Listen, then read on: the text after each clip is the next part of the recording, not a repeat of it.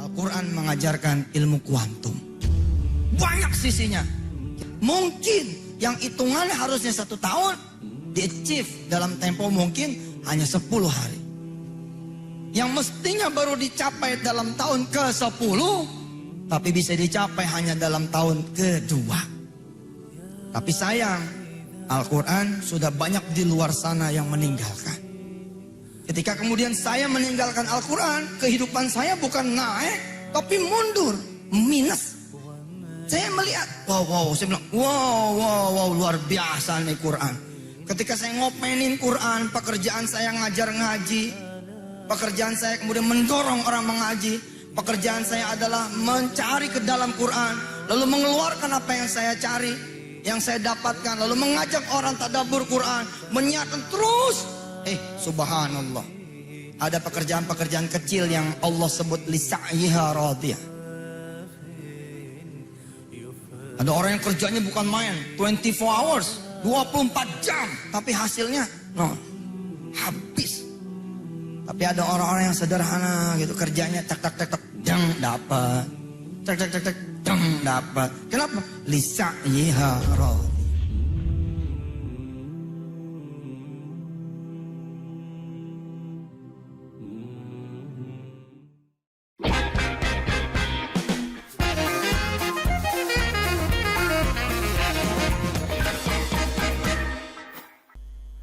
Assalamualaikum warahmatullahi wabarakatuh. Kali ini saya mau mencoba menyikapi sebuah permasalahan yang sedikit kompleks ya, yaitu item dari penjualan itu harus bagaimana, kan gitu. Banyak teman-teman yang bingung, artinya untuk menjual segmentasinya telur omega itu harus bagaimana. Itu yang pertama. Yang kedua, kadang ada yang konyol lagi, belum beternak sudah bingung jualnya. Ya, kadang banyak faktor yang kalau saya lihat teman-teman mungkin belum menyentuh yang namanya bisnis plan. Jadi bisnis plan itu mengalah ke arah SWOT juga, analisis SWOT-nya, sebuah analisa yang diperuntukkan menganalisa bisnis. Jadi kalau jadi peternak itu ya sama dengan kita pegang perusahaan sendiri juga gitu loh. Harus buat bisnis plan-nya, harus buat monitoringnya, harus buat SWOT-nya, harus buat product knowledge-nya. Jadi setelah product knowledge-nya itu harus bagaimana. Nah, itu yang proses-proses seperti itu tadi harus dipikirkan dengan baik, step by step-nya. Nah, di sini kan saya menjelaskan antara lain flowchart yang saya buat itu kan dari mulai farming briefingnya, kemudian product knowledge-nya harus bagaimana, kemudian desain untuk development-nya bagaimana, atau penjualannya. Jadi kita akan fokus di sini teman-teman, di desain development-nya yang larinya nanti akan ke client revision sama completed ini tadi. Terus improvement-nya apa yang harus kita lakukan menyikapi harga per harga yang fluktuatif nih. Jangan sampai nanti kejadiannya seperti Om Samsul lagi, nyanyi lagi, nanti kesian lah. Gitu teman-teman. Oke, kita langsung saja.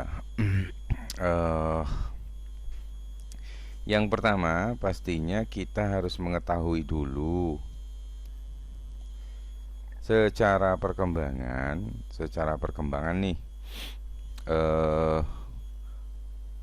monitoring resume-nya itu per bulannya kita dapat keuntungan berapa, secara marginnya itu tadi, keuntungannya kita dapatkan totalnya berapa, kan gitu tuh. Nah, dari sini ada sebuah seperti resume reporting yang saya buat, seperti yang dulu saya pernah evaluasi. Jadi di sini ditentukan adalah barometernya yang paling penting memang berada di ternak area ini tadi, sama area pakan. Nah, kemudian dari sini tadi dijabarkanlah keuntungan yang didapat itu berapa. Nah, ini dari segi reporting dulu nih, dari segi briefing farmingnya, atau lebih kepada pengkondisian untuk reporting penjualan yang harus dibuat setiap bulannya. Nah, semisal posisi dari farm saya misalnya, saya hapus aja dulu ini ya. Ini saya buat 0 dulu. Nah, kemudian di sini saya buat 0 juga. Dan ini saya buat 0 juga, ini saya buat 0 juga. Nah, di sini itu yang pegang peranan adalah berapa persen yang kita dapatkan, korelasinya antara lain dari sisi peternaknya telurnya berapa persen, kemudian jumlah butirannya dalam 1 kilo itu berapa, kemudian di sini harga rata-rata yang penjualannya berapa. Karena puyuh saya menggunakan puyuh yang bervariatif dan kebanyakan secara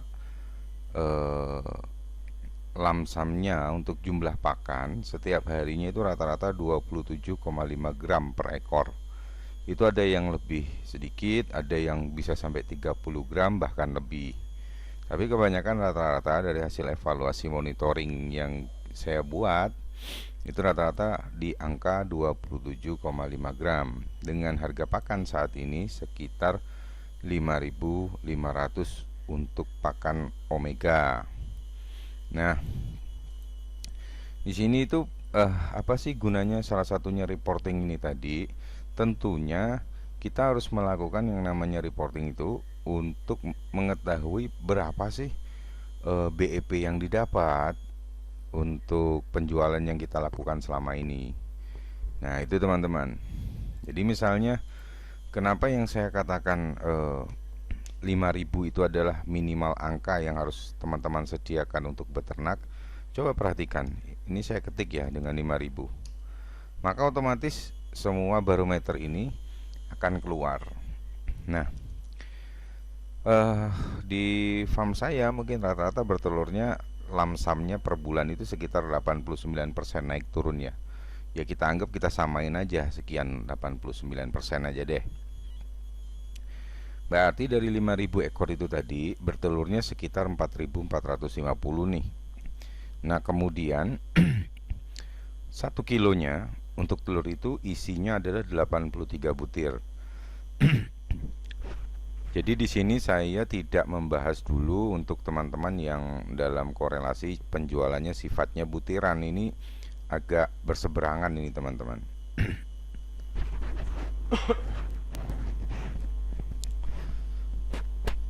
Jadi agak berseberangan itu yang saya katakan nggak akan ketemu antara 83 sama, kalau di butiran itu kan hitungannya butiran apa ya, lebih menguntungkan ke arah mananya itu ya masing-masing punya sisi lebih dan kurangnya. Jadi kalau dalam 1 kilo posisi butirannya lebih banyak ya lebih menguntungkan, secara prinsip dagangnya begitu kalau yang dihitung butiran. Tapi kalau yang per kilo butirannya semakin banyak ya maka akan rugi, karena costnya jatuhnya lebih rendah dibandingkan dengan yang jualnya butiran. Nah oke. Harga hari ini adalah tanggal 29 bulan 8 tahun 2020 adalah 21.700 teman-teman. Jadi di sini saya menjual harga itu ada dua. Yang satunya telur omega itu di angka 24 sampai 26.000. Yang satunya sisanya dari omega itu saya jual di angka 21.700. Artinya tetap sama. Telur yang ada itu ya telur omega juga sebenarnya gitu loh. Ini yang saya bilang strategi dagang yang perlu diketahui oleh peternak. Oke, kita abaikan dulu itu ya. Nah, kemudian dari harga 21.700 dan asumsi bertelurnya 89%, kemudian isi 1 kilonya 83 butir, maka didapatlah perharinya telur itu sekitar 53 kilo. Dapatnya dari mana? Dari 4.450 dibagi dengan 83 butir ini dapatlah kilogramnya. Nah kemudian kita kalikan dengan jumlah harga kosnya ini tadi, maka ketemulah harga penjualannya telur kita per hari ketemu Rp1.163.434. Oke, sampai sini paham ya teman-teman ya. Artinya ini adalah uang yang kita dapatkan dengan kondisi telur yang kita sampaikan lebih kurang sekitar 53 kilo per hari, atau sekitar ya 53 ikat lah, 53 ikat setengah kalau ngikatnya per 10 kiloan. Nah, kemudian kita masuk ke area pakan. Untuk kebutuhan 5.000 ekor puyuh ini tadi, maka di sini dibutuhkan adalah biayanya sekitar perharinya itu 27,5 gram ya, dikalikan dengan 5.000 itu kita butuhnya sekitar 137,5 kilo.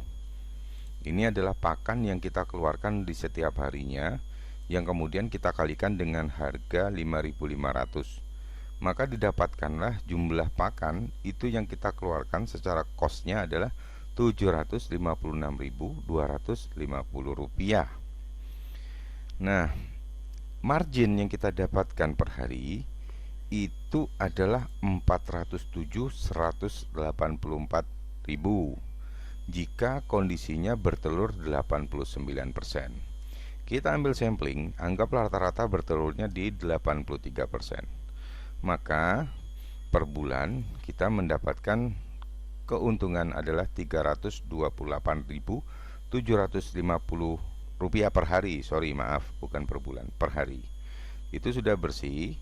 Margin itu didapat dari margin pakan yang dikurangi dengan harga penjualan, belum dikurangi dengan replacement dan deplesi yang harus kita isi di setiap bulannya. Nah, kemudian teman-teman, dari sini tadi kita kalikanlah keuntungannya 328.000 ini kita kalikan dengan 30 hari, itu ketemulah uangnya total 9.862.500. Nah, kemudian ini harus kita kurangi nih dengan tambal sulam yang kosnya mungkin lebih kurang sekitar 2 juta untuk 667 ekor. Nah, bagi teman-teman yang menetaskan sendiri, ini kan posting yang nganggur, artinya tidak dipergunakan gitu loh, bisa diisi bisa tidak.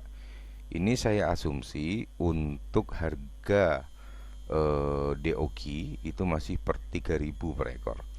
Kalau sekarang itu sekitar 3.800 per ekor. Jadi total berapa yang kita dapatkan adalah 526 ekor teman-teman, dengan ongkosnya sekitar 2 juta ini tadi.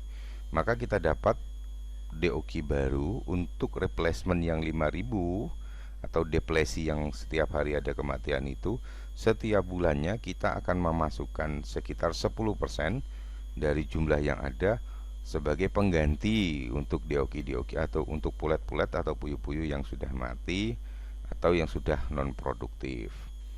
Sehingga dari pendapatan itu tadi kita dapatkanlah sisanya sekitar 7.862.500. Itu jika kita mengkondisikan puyuh itu jumlahnya 5.000. Nah, sekarang pertanyaannya, bagaimana ketika puyuh ini kalau kita tidak pakai karyawan sih nggak masalah gitu loh.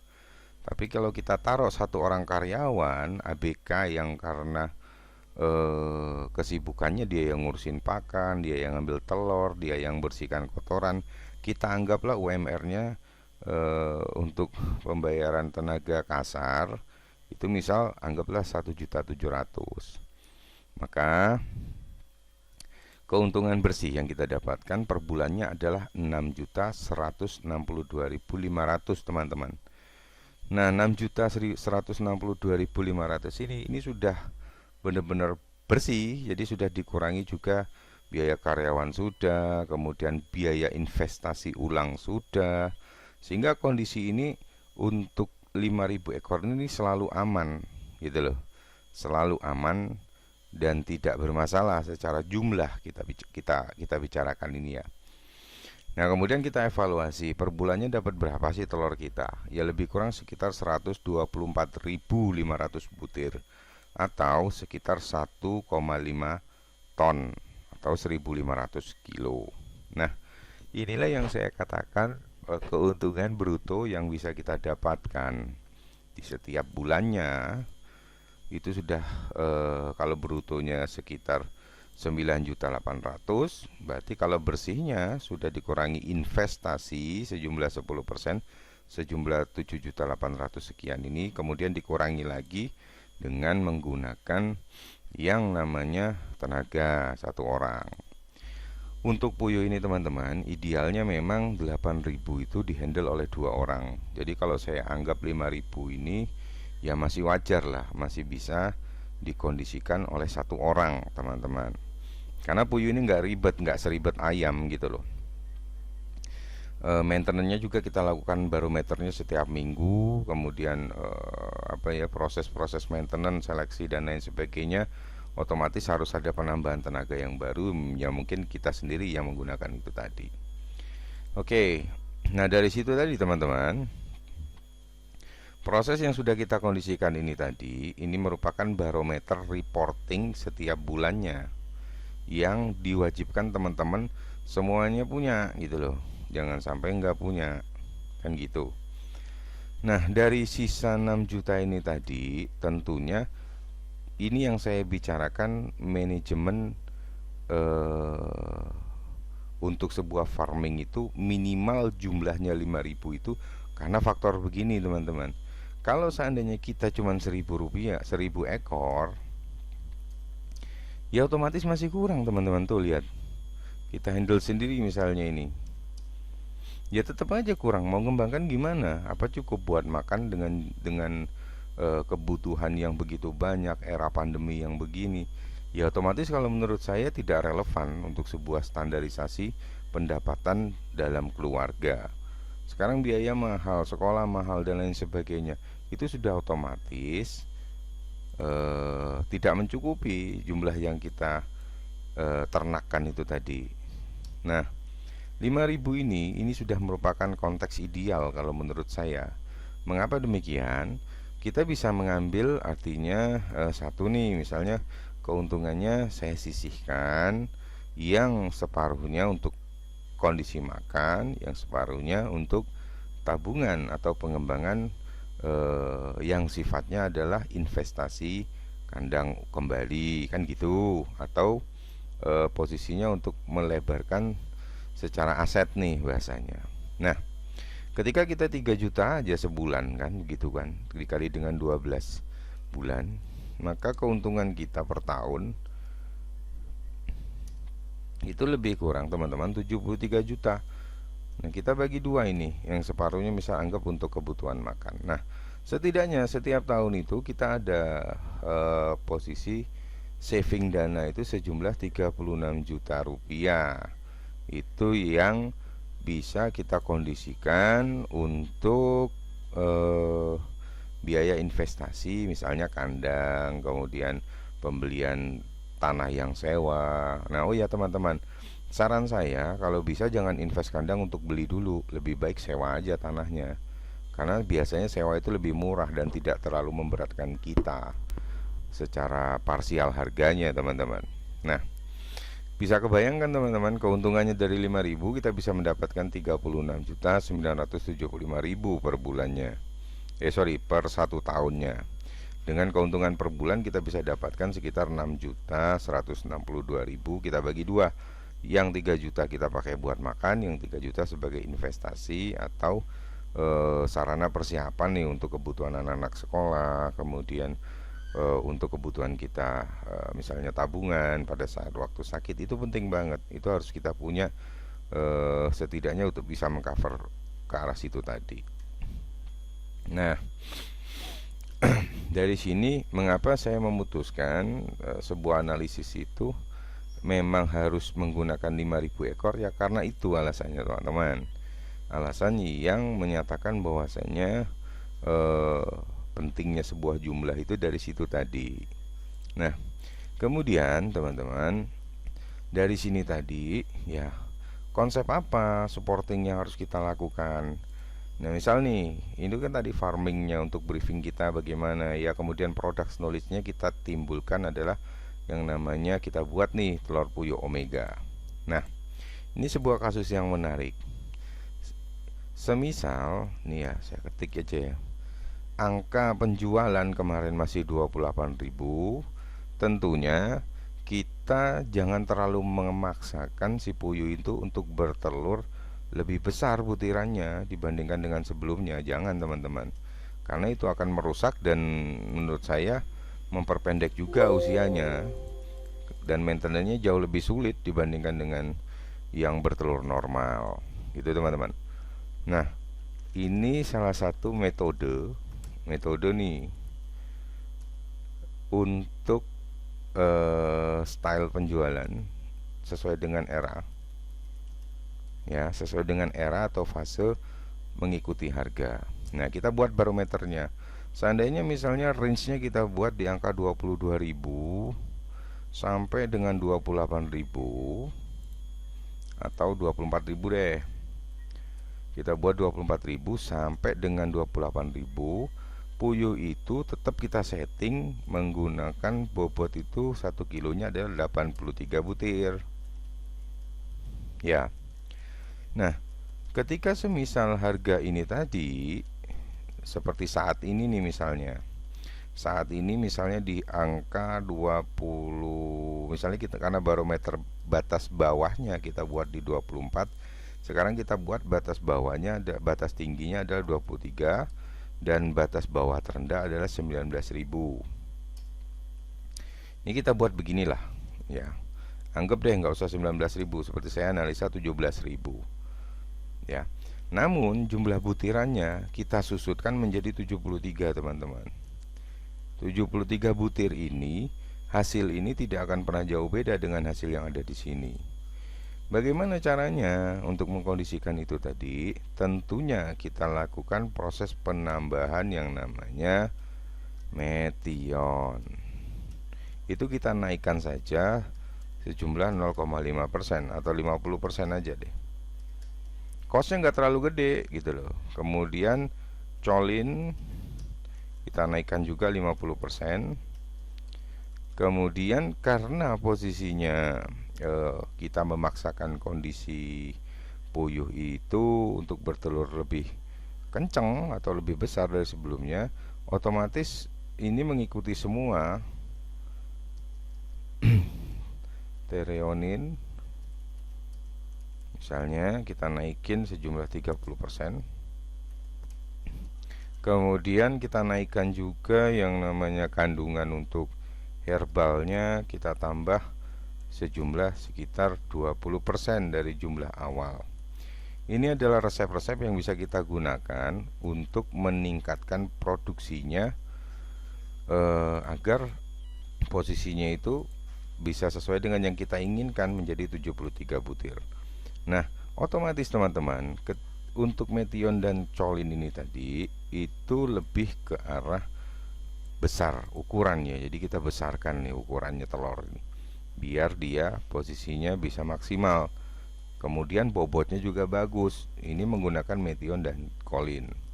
Nah, kemudian karena telurnya besar, otomatis diperlukan yang namanya cangkangnya besar.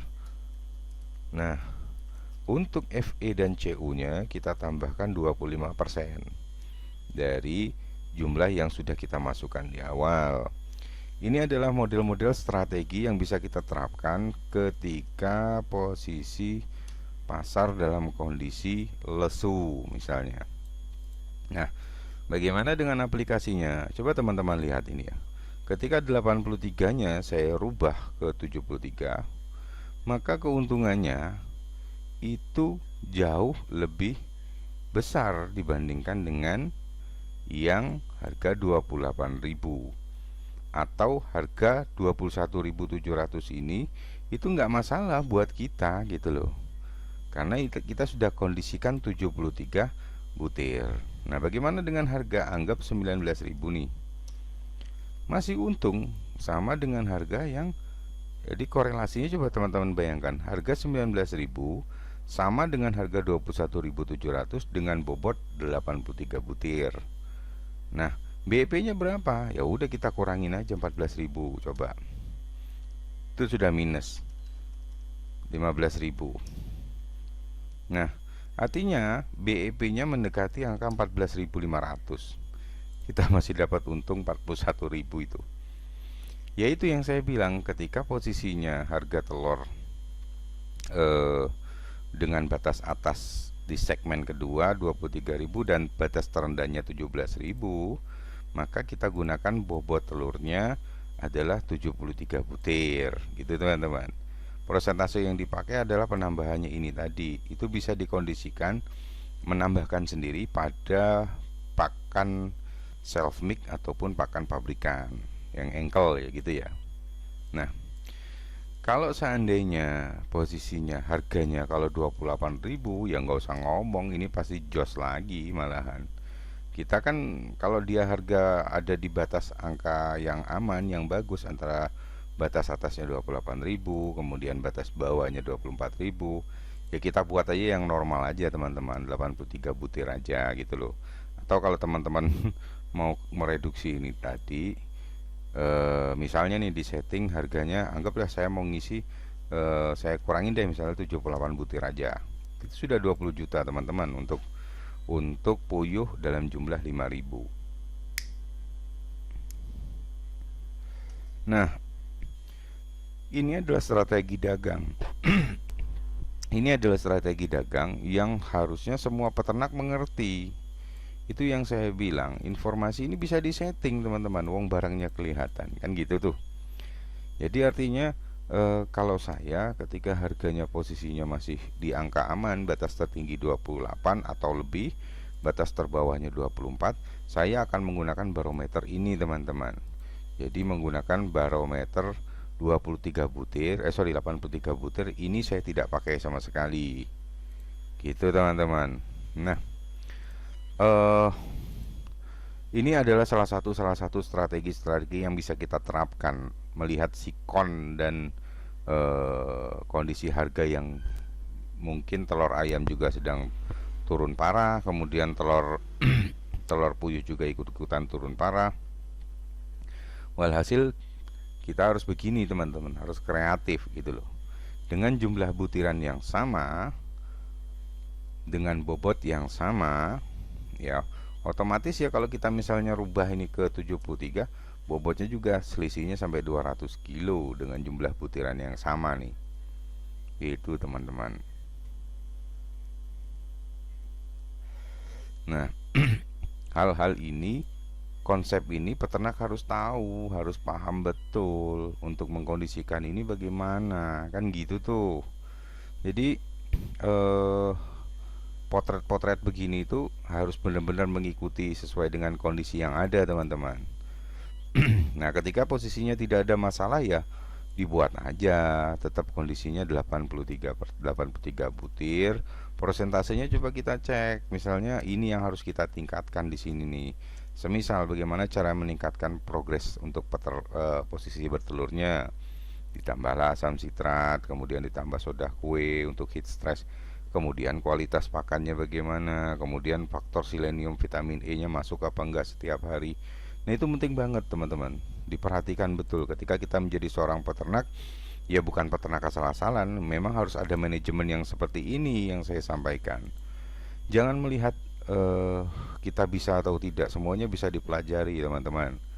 Yang ada itu cuman yang mau belajar atau tidak, malas atau tidak, kan gitu tuh. Gitu teman-teman. Jadi dari kondisi ini tadi, kalau semakin banyak peternakan ini tadi jumlahnya, kita ngatur segmennya, anggaplah 10.000. Teman-teman sudah berapa itu keuntungannya sebulan? Luar biasa teman-teman. Dengan bertelur anggaplah 83% tadi. Di angka 83 butir, kemudian harganya 28.000, atau anggaplah kita ambil harga terflat lah, misalnya 21.700 harga real aja. Nah teman-teman udah dapat 15 juta tuh sebulan untuk mengkondisikan ini tadi. ABK masih tetaplah 10.000 mungkin teman-teman, karena fokus bisa saling bantu. Jadi berdua nih ceritanya sama teman untuk merawat puyuh itu tadi gitu loh. Secara investasinya sudah ada, tambal suram untuk depresinya sudah masuk, terjadwal dengan baik. Secara biaya ABK nya juga sudah ada. Berikut nanti tinggal ini yang belum dikurangi adalah biaya untuk maintenance-nya seperti GPU, povidone iodine, kemudian Baiklin, kemudian obat-obatannya ciprofloxacin, tilosin, kemudian amoxilin kolistin, kemudian Fortevit kalau yang pakai Fortevit. Kalau yang pakai vitamin HC yang sudah ada di pakan ya nggak masalah, sudah masuk dalam kandungan pakannya. Kemudian adanya vitamin selenium, vitamin E, kemudian ada lagi yang namanya paragin. Jadi itu memang harus benar-benar dikonsep dan di guidance per bulannya butuhnya berapa. Nah, kalau di saya setelah report ini keluar, maka akan dilakukan proses pemotongan secara laporan keuangan data dari pajak, kemudian posisinya untuk biaya dari investasi kandang, kemudian ada lagi yang namanya biaya untuk obat-obatan seperti yang saya sampaikan tadi, teman-teman. Asik kan? Jadi beternak itu kita leluasa untuk ngeset ininya, teman-teman, gitu loh.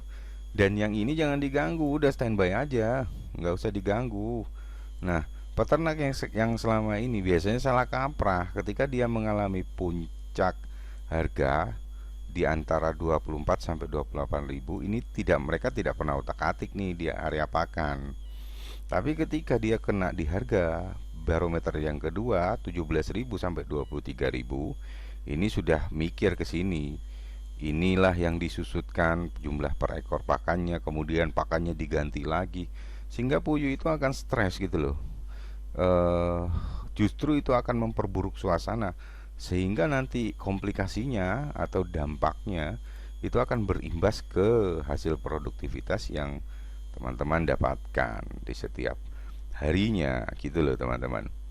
Jadi kalau menurut saya area pakan ini jangan diubah, maupun harga 17 atau 28 ribu ya tetap aja istiqomah di situ gitu loh. Ini jangan sama sekali dirubah, udah komposisinya udah cocok, udah pas, ya udah pakai itu aja. Karena puyuh ini gampang sensitif, teman-teman. Ketika kita pencampuran yang tidak homogen pun, efek dominonya akan bermasalah juga di situ gitu loh. Apalagi diganti dengan jenis pakan yang berbeda dan kandungan berbeda. Itu malah akan jadi masalah nantinya. Tanpa kita sadari, mungkin harga pakannya murah, tapi teman-teman tidak berasa efek dominonya akan turun di sini. Yang nanti ujung-ujungnya larinya tetap ke sini, teman-teman. Keuntungan yang didapat berapa? Kan gitu tuh. Nah, gitu loh, teman-teman. Jadi ini penting banget bermain dalam butiran. Coba teman-teman perhatikan, kalau dia butirannya 83, kita dapat keuntungan cuman sekitar 15 juta nih sisa pendapatan yang kita dapat. Tapi bagaimana ketika saya kurangi 10, 73 butir untuk 1 kilonya, itu kita bisa dapat hampir 100%, teman-teman, keuntungannya dibandingkan dengan yang normatif itu tadi. Jadi kita buat standar aja deh, misalnya aku nggak tega juga nih, misalnya dengan penjualnya kesian juga, kita buatlah di angka 79 aja deh. Itu udah dapat 19 juta. Nah, bagaimana caranya? Persentase-persentase ini yang harus kita kuasai, teman-teman. Ini penting banget sebagai bentuk strategi serangan sisi marketing kita untuk mempertahankan dengan posisi investasi yang ada, dengan peternakan yang ada, kita tetap dapat nih harga yang maksimal di penjualannya, tetap dapat keuntungan yang stabil gitu, teman-teman. Jadi sebenarnya simpel, nggak ribet gitu loh, dan jangan dibuat ribet.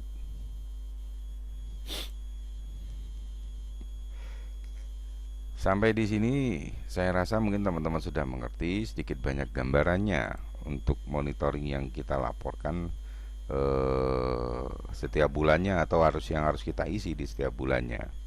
Nah, sekarang bagaimana caranya kita melakukan progres untuk penjualan gitu loh. Nah, salah satunya saya selalu mengajarkan ke teman-teman untuk fokus di penjualan yang sistem online. Ini saya buka ya. Jadi di sini ada yang namanya bikinaplikasi.com. Nah, di bikinaplikasi.com ini teman-teman buatlah di handphone, ikuti step by step langkahnya. Kemudian nanti dia akan muncul software yang baru yang di situ seperti layaknya di Google Play Store ya. Dia akan keluar menampilkan progres-progres dagangan apa yang kita sajikan di sana. Nah, Di sini teman-teman, posisinya nggak ribet, buatnya nggak ribet, nggak pakai coding sama sekali, nggak pakai ribet, hanya tinggal masukin gambar, price list harga, penjelasan deskripsi, dan lain sebagainya. Teman-teman buat aja lewat sini. Dan yang paling mengasihkan, ini gratis teman-teman, tidak berbayar. Selama penjualan kita di bawah 100 item barang, masih belum dikenakan biaya. Nah, ini yang sering saya tunjukkan, mungkin teman-teman bisa tahu ada Mbok Devam pasar online itu tadi. Ya ini basically-nya. Teman-teman tinggal bikin aja, namanya bikin aplikasi. Inputlah di sana untuk penjualannya, kemudian sering-sering teman-teman masukin ke Facebook, dibagikan dengan share dengan teman-teman. Jadi ini Facebook saya, Facebooknya Mbok D, tempat saya promosi produk-produk knowledge saya. Di sini Facebook saya ini teman-teman, namanya ini namanya adik saya sebenarnya, bukan nama saya. Saya pakai biar enggak apa ya, tenar-tenar amat lah.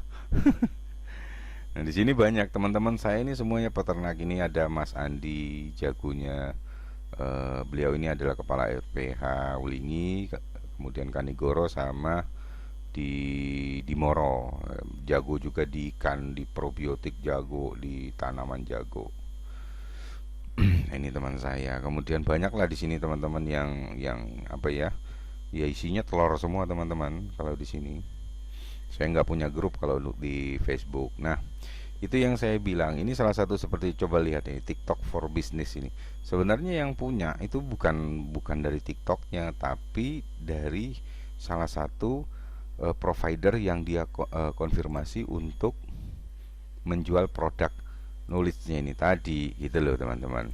Nah, oleh karena itu menurut saya penting banget gitu loh. Dan beriklan di Facebook ini kan juga gratis, nggak ada yang berbayar gitu loh. Ketika fanpage-nya tidak kita setting berbayar, ya tidak akan berbayar gitu loh. Hanya sebatas menggunakan sarana upload status seperti ini. Ada Maggot, mereka menjelaskan produk knowledge-nya apa. Nah, software ini tadi itu nanti ada di embed-nya atau posisi copy untuk embed alamatnya aplikasi ini tadi, sehingga nanti akan muncul di Facebook ketika kita upload di sini, teman-teman.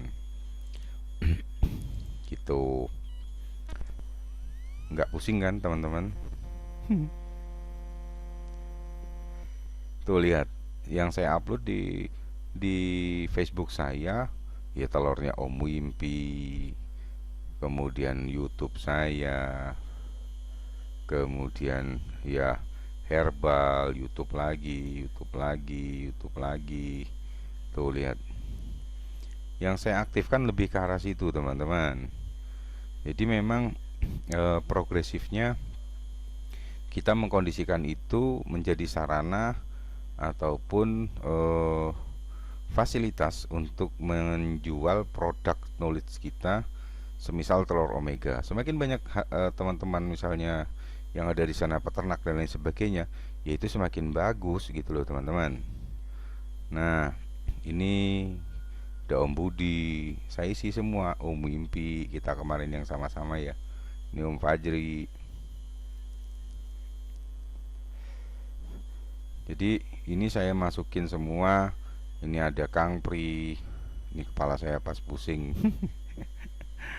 Nah, jadi memang di sini isinya begini semua, teman-teman. Produk itu kita menjadikan Facebook itu buat sarana promosi, bukan hanya sekedar update status lagi mancing. Itu buat apa? Nggak ada gunanya. Nggak ada gunanya, teman-teman. Nah, oleh karena itu saran saya, berkreasi lah. Nah, dari bikin aplikasi ini tadi, setelah jadi di mana, di teman-teman, maka diupload nih di YouTube. Jadi biar nanti akan muncul. Ini saya contohin ya. Saya contoh ini, saya upload lewat handphone nih. Muncul atau apa enggak nih. Nah, setelah kita mengkondisikan itu tadi, kan itu ada embed alamatnya nih. Alamatnya pasar online kita itu yang mana gitu loh. Nah, kita tinggal upload aja, sering-sering upload. Satu hari kita jadwal minimal 4 kali atau 5 kali upload di Facebook, di Instagram, dan lain sebagainya. Itu jauh lebih efektif teman-teman dibandingkan dengan hanya sekedar update status. Itu nggak ada fungsinya, udah nggak zamannya teman-teman. Berpikirnya itu orang-orang Eropa dan lain sebagainya lebih ke arah bisnis dagangnya. Ini saya coba upload ya teman-teman ya, sebentar ya.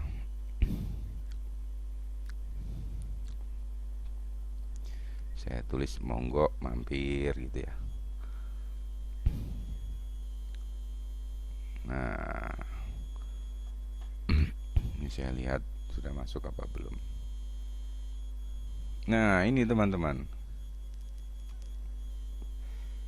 dia akan muncul begini gitu loh. Ketika orang ngeklik ini, maka akan diarahkan ke aplikasi untuk download dan terdaftar di dalam handphone ataupun misalnya saya download nih ya, saya download aplikasinya untuk di komputer. Biasanya nggak bisa, ini harus pakai simulator teman-teman. Nah, bagi yang punya handphone itu dia tinggal download aja, ini sudah langsung muncul gitu loh. Jadi nggak ribet banget. Nah, ya diisi aja kayak gini, sering-sering diaplikasikan di YouTube, di Instagram, di Twitter. Mungkin teman-teman yang aktif kemudian di Line, di WhatsApp, ya di mana saja. Itu kondisikan dengan baik untuk mempromosikan apa yang kita jual secara product knowledge-nya. Dan ini kita bisa rubah-rubah, kita bisa buat logonya seperti Mbok D ini, kemudian sesuaikan dengan logonya farm, itu penting banget.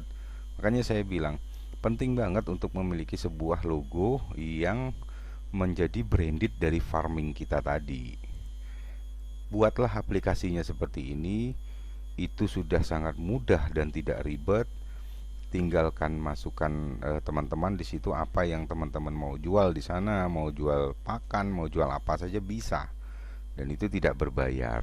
Buatlah lewat handphone karena dia lebih support ke arah handphone dibandingkan dengan posisi dari komputer, karena harus pakai yang namanya simulator itu tadi.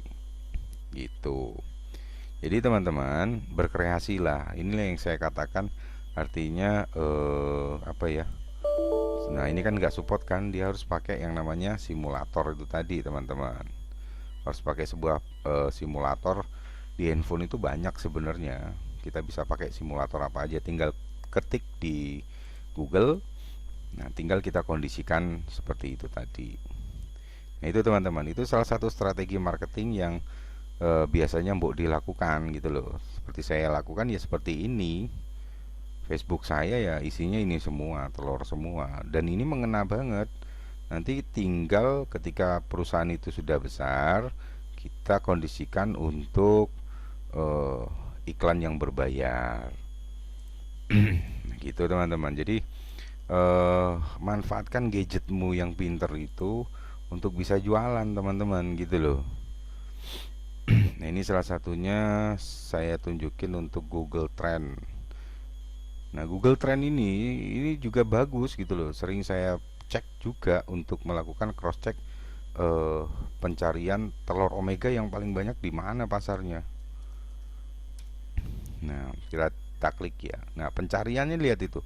Ini sedang naik banget teman-teman. Dan jangan lupa, era kita ini era pandemi. Orang-orang semakin selektif memilih makanan, semakin tidak mau keluar, sehingga kita harus menyediakan toko online itu tadi. Dan kemudian harga itu sudah nomor 100 teman-teman. Orang berpikirnya lebih ke arah sehat. Nah, coba teman-teman lihat, yang paling banyak dicari telur omega itu adalah di daerah Jakarta teman-teman. Nah, itu grafiknya udah menunjukkan. Kadang posisinya kita harus tahu dulu yang trennya saat ini di mana gitu loh. Nah, ini orang mencarinya, topiknya itu adalah kandungan dari omega 3 ini apa aja gitu loh. Topik pembicaraannya antara lain demikian. Nah, ini yang searching, coba lihat tuh teman-teman, banyak kan. Nih, mereka yang mencari rata-rata related virusnya ini atau pertanyaannya antara lain itu sekitar telur omega ini apa sih, kemudian ini yang umum aja lah, telur omega adalah manfaat ikan yang mengandung omega dan lain sebagainya lah, itu seperti itu. Nah, ini yang paling banyak salah satu pencarian, data pencarian. Jadi sudah di mapping betul oleh Google teman-teman, kata-kata untuk pencarian yang namanya telur omega 3, 6, dan 9. Nah, ini manfaatkan betul yang namanya Google Trend, sehingga apa? Kita tahu the right place-nya itu tadi, atau penjualan yang betul itu ada di mana.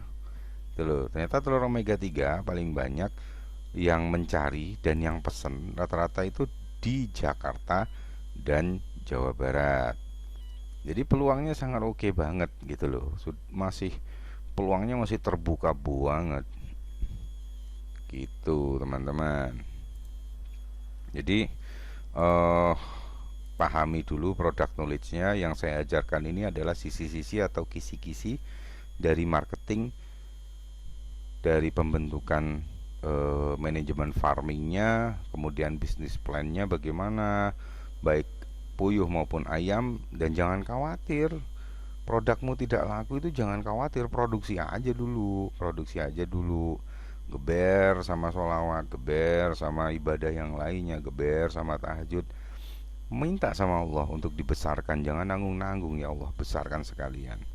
Jadi gitu teman-teman, sedikit gambaran bagaimana sih untuk bisnis plannya peternakan puyuh dan ayam, kemudian skematis menjualnya bagaimana, produk yang kita hasilkan pun kompetitornya sedikit teman-teman, karena tidak semua peternak berani untuk melakukan hal begini. Yang mereka pikirkan adalah harga pakannya mahal, tapi mereka tidak berpikir kepada kelebihan yang didapat, kemudian produktivitas yang dicapai, kemudian ada klausul kelebihan dari telurnya yang kita hasilkan di setiap harinya. Itulah teman-teman. Nah, hal-hal begitu itu kan agak susah untuk diajarkan, karena ini sudah bicaranya lebih kepada imprint, pola pikir dan kebiasaan. Coba dilihat, peternak-peternak yang maju itu adalah peternak-peternak yang memang memulai dari nol teman-teman, bukan peternak-peternak yang mewarisi dari orang tuanya. Nah, kalau peternak-peternak yang sudah mewarisi dari orang tuanya, mestinya mereka harus lebih smart lagi, lebih hebat lagi daripada orang tuanya untuk membrandingkan produknya itu menjadi sebuah produk yang memang luar biasa hasilnya gitu loh. Nah, banyak ketakutan di peternak-peternak itu, takutlah nggak laku, telur omega jualnya mahal. Itu cuman hanya barometer saja. Kenapa harga telur omega bisa tidak ada harganya di pasaran? Karena sedikit yang produksi teman-teman, gitu loh. Dimana-mana orang rata-rata menjualnya adalah lebih ke arah butiran nih. Misalnya 10 butir 28.000. Tapi kalau di farm saya melihat celahnya itu adalah jualan per kilo dengan harga yang standar aja sebenarnya, nggak terlalu jauh, tapi stabil gitu loh. Ketika telur ayam mencapai harga 16.800, saya masih bisa jual di harga 22,5 teman-teman. Kemudian telur puyuhnya juga sama. Tidak akan pernah menyentuh yang namanya BEP minim ketika penjualanmu benar gitu. Jadi step by stepnya harus dipahami betul, dan kaidahnya itu tadi harus benar-benar dikaji ulang. Kalau farm hanya sekedar berjalan aja, makanin aja, ambil telur aja, jual aja, tidak akan maju teman-teman. Dan kita juga mengabaikan urusan langit, itu tambah sudah pasti akan, bahasa kalau saya setiap harinya jeleput teman-teman, nggak akan pernah bisa berkembang. Jadi begitu teman-teman, sedikit ilmu tentang bisnis plan sebuah farming, pengembangan usaha, kemudian sistem marketing yang ada, dan bagaimana cara kita menyikapi ketika kondisi harga sedang drop ataupun sedang turun. Sama halnya dengan ayam, kita akan melakukan tindakan yang sama. Itulah sedikit planning jangka pendek yang biasa saya lakukan ketika menyikapi harga-harga yang tidak kompromis atau tidak berpihak kepada peternak. Jadi begitu teman-teman, semoga bermanfaat video pendek ini, dan jangan lupa klik like, berikan komentar yang positif, dan jangan lupa subscribe agar teman-teman semua bisa mendapatkan video update tentang perkembangan peternakan puyuh serta ayam petelur. Terima kasih atas waktu teman-teman, dan jangan lupa tetap semangat, tetap minta sama Allah. Semua itu apa yang kita minta kita minta betul sama Allah akan menjadi sebuah apa yang kita butuhkan teman-teman, bukan yang kita inginkan. Oke, jadi sampai di sini dulu teman-teman. Wassalamualaikum warahmatullahi wabarakatuh.